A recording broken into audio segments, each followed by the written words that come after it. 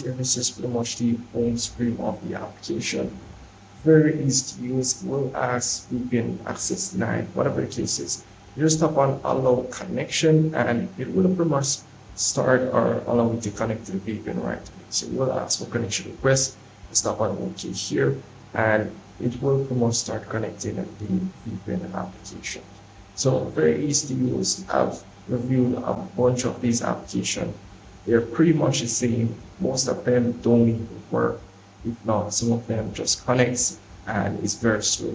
This one here is pretty much the same thing. Doesn't connect, it's really slow.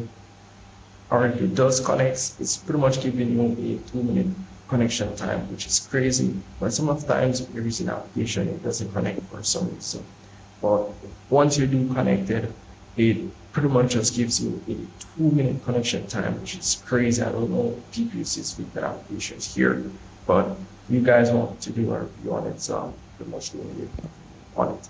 So once you pretty much watch off ads, you just keep this off and you pretty much connected. As you can see here, you only get 2 minutes of connection time and you won't be able to add any ads or anything like that. So you're just pretty much watching ads basically with this VPN application. Pretty much a waste of time. But that's really pretty much it for this video.